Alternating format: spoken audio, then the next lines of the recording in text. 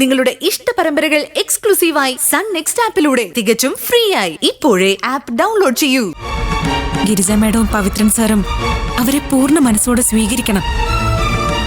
എന്നോടുള്ള ശത്രുത അവരോട് കാണിക്കരുത്. ഞാൻ ഈ മരുവത്തൂരിൽ വന്നു കയറിയപ്പോ കണ്ട അതേ ഒത്തൊരുമ അതുണ്ടാവണമെന്ന് ഞാൻ ആഗ്രഹിക്കുന്നു. എനിക്കൊരു സ്വത്തും വേണ്ട, പണവും വേണ്ട. എന്നായാലും ഞാനിവിടെ ഒരു ഒഴുക്കിൽപ്പെട്ട് വന്നു കയറിയ ഒരു പാഴ് വസ്തുവാ. ഒരു കമ്പ് കൊണ്ട് തട്ടിക്കളഞ്ഞാൽ മതി, ഈ ഒഴുക്കിൽ എങ്ങോട്ടെങ്കിലും ഒഴുകിപ്പോയിക്കോളും. പക്ഷെ നിങ്ങളാരും അങ്ങനെയൊന്നും അല്ല. നിങ്ങളൊക്കെ മരുവത്തൂരിന്റെ നെടും തൂണുകളാ. ഞാനിവിടെ വന്നു കയറിയവളാ. ഇനി എന്റെ ലക്ഷ്യം എന്റെ അച്ഛന്റെ സ്വപ്നോ.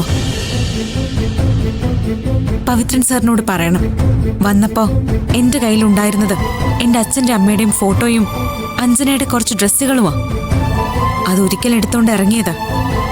അന്ന് കല്യാണം വരെ നിൽക്കണമെന്ന് രൂപേഷേട്ടൻ പറഞ്ഞു.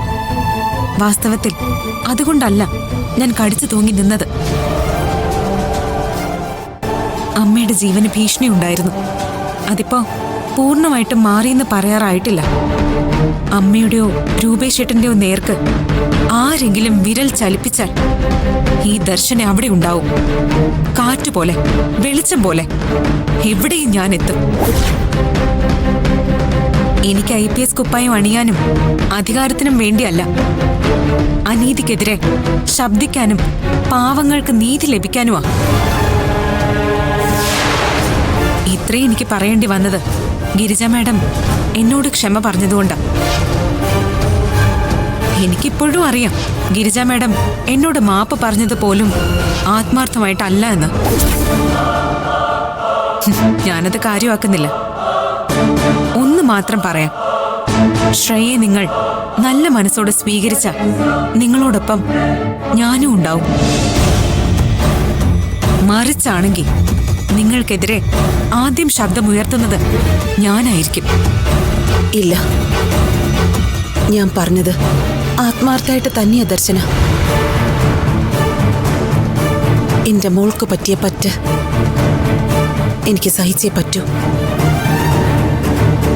ഞാനത് സഹിക്കും. അവളെയും കുഞ്ഞിനെയും ഞാൻ നോക്കും.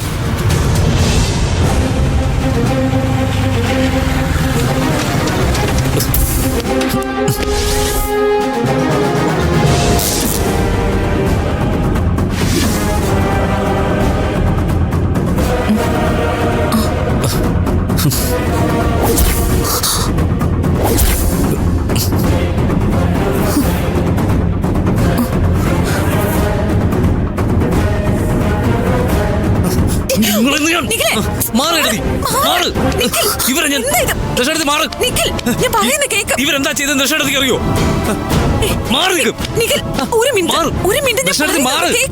ദർശനത്തിക്ക് അറിയോ? ഇവരുടെ കുറച്ച് ആൾക്കാർ ഗുണ്ടകളാ. ഞാൻ ശ്രേയെ തിരക്കി ഓരോ ഇടത്തായിട്ട് പാഞ്ഞു നടക്കുമ്പോഴാ കാറിൽ വന്ന് അമ്മമാരെന്നെ പിടിച്ചോണ്ട് പോയത്.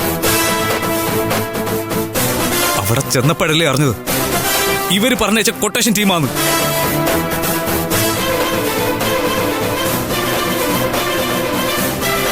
എല്ലാം അവസാനിച്ചെന്നാ ഞാൻ കരുതിയത്. കൊല്ലാനായിരുന്നു ഇവര് കൊട്ടേഷൻ കൊടുത്തത്. അത് അവന്മാര് പറയുകയും ചെയ്തു. എന്റെ ഭാഗ്യത്തിനാ ഞാനിപ്പോ ഇവിടെ ജീവനോടെ ഇരിക്കുന്നത്. എന്നിട്ട് ഇവരുണ്ടല്ലോ, എന്നെ കെട്ടിയിട്ട് വീണ്ടും തല്ലിച്ചു. ഇയാള് അങ്കിളാണെന്ന് പോലും ഇയാളെല്ലാം കണ്ട് രസിച്ച് നിൽക്കുമായിരുന്നു. എന്നിട്ട് ഇയാള് അന്ന് ഞാൻ തള്ളിയിട്ട് കൊല്ലാൻ നോക്കിയെന്ന് പറഞ്ഞ് എന്നെ ചവിട്ടി താഴെ ഇട്ടു. എന്റെ കൈയും കാലും കെട്ടിയിട്ടിരിക്കുന്നു. കെട്ടിയിടേ ആർക്കും ആരെയും തല്ലാനും കൊല്ലാനും പറ്റോടോ? നേരിട്ട് വന്ന് നോക്ക്, അപ്പൊ കാണണോ നമുക്ക്? വിട് എടതി. എടതിക്ക് അറിയോ, എല്ലാം ചെയ്യിച്ചത് ഇവരെ ഒറ്റ ഒരുത്തിയാ. ഇവരെ ഞാൻ ഇവരെ ഞാൻ വെറുതെ വിടില്ല. എടതി മാറാൻ. പരാക്രമം സ്ത്രീകളോടല്ല വേണ്ടെന്ന് നിഖില് കേട്ടിട്ടില്ലേ? സ്ത്രീകളെ ഉപദ്രവിക്കാൻ പാടില്ല. നിന്റെ ഭാര്യയുടെ സ്വന്തം അമ്മയല്ലേ?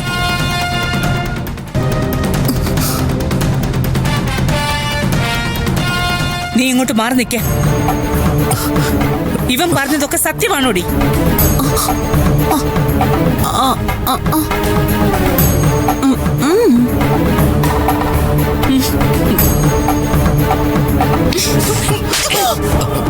അമ്മേ, അമ്മ എന്തായി കാണിച്ചേ?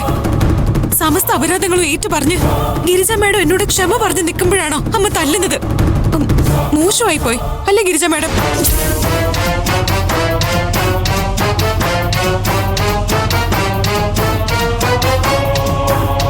ശ്രേയെ എങ്ങനെയെങ്കിലും തേടി പിടിച്ച് അവരുടെ കയ്യിൽ ഏൽപ്പിക്കണമെന്ന് അമ്മയാണ് പോലും.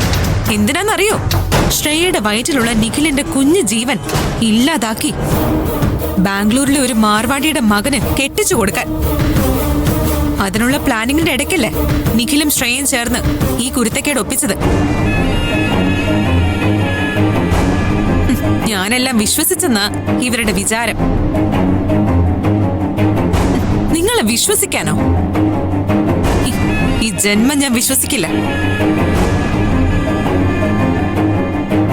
പിന്നെ നൊന്ത് പ്രസവിച്ച ഒരമ്മ മകളെ കണ്ടെത്തി കൊടുക്കണമെന്ന് കരഞ്ഞു പറഞ്ഞപ്പോ കണ്ടുപിടിച്ചു കൊടുക്കാമെന്ന് ഞാൻ സമ്മതിച്ചു. കാരണം സംഭവിച്ചത് എന്താണെന്ന് പാവം ഗിരിജ മാഡത്തിന് പോലും അറിയില്ല.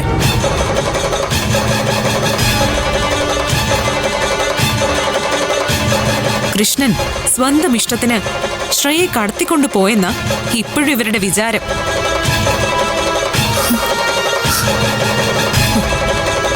ദേ, സ്വന്തം ഫോണിലെ റെക്കോർഡിംഗ് മോഡ് ഓണായി കിടന്നത് പാവം പവിത്രൻ സർ അറിഞ്ഞില്ല. അമ്മേ, ഇതൊന്ന് കേട്ടു നോക്ക്. ഗിരിജ മാഡം കേൾക്കണം. സ്വന്തം ഭർത്താവിന്റെ യഥാർത്ഥ മുഖം തിരിച്ചറിയാൻ ചിലപ്പോ നിങ്ങൾ ഇത് സഹായിക്കും. ആശാനെ, ആശാൻ എന്റെ മോളെയും കൊണ്ട് ഇനി അവിടെ നിൽക്കുന്ന അപകടമാ. ശ്രേയയുടെ ഫോൺ ഓഫ് ചെയ്തിട്ട് അവിടെ ഇട്ടിട്ട് പോയത് മണ്ടത്തരമായിപ്പോയി. അതാ ദർശനയുടെ കയ്യിൽ കിട്ടിയിട്ടുണ്ട്. ആശാൻ ശ്രേയയെ വിളിച്ച നമ്പർ ഇപ്പോൾ അവൾ മനസ്സിലാക്കിയിട്ടുണ്ടാവും. ആ നമ്പർ ട്രേസ് ചെയ്ത് ആശാനിലേക്ക് എത്താൻ അവർക്ക് ചിലപ്പോൾ കഴിഞ്ഞേക്കും.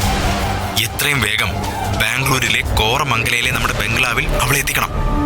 ഇവിടുത്തെ പ്രശ്നങ്ങൾ അവസാനിച്ചിട്ട് ഞാൻ അവിടെ എത്താം. എന്റെ ബുദ്ധിമോശം കൊണ്ട് അവളുടെ പേരിൽ എഴുതി കൊടുത്ത സകല സ്വത്തുക്കളും തിരിച്ചെഴുതിക്കണം. അതെല്ലാം നമ്മുടെ ലീഗൽ അഡ്വൈസർ ദോരെ ചെയ്തോളും. ഡോക്യുമെന്റ്സ് ഒക്കെ ഞാൻ കൊണ്ടുവരാം. പിന്നെ ഒന്നുകൂടെ ഉണ്ട്. രംഗരാജ് മുതലയാരുടെ മകനില്ലേ, ആ ഇളവരച്ച്, അവനെ കൊണ്ട് നമുക്ക് ശ്രേയയുടെ വിവാഹം നടത്താം. വിവാഹമായിട്ടൊന്നും നടത്താൻ ചിലപ്പോൾ മുതലയാർ സമ്മതിക്കില്ല. എനിക്ക് 10 കോടി രൂപയും അയാളുടെ കേരള ഡീലർഷിപ്പും തരാമെന്ന് അയാൾ സമ്മതിച്ചിട്ടുണ്ട്.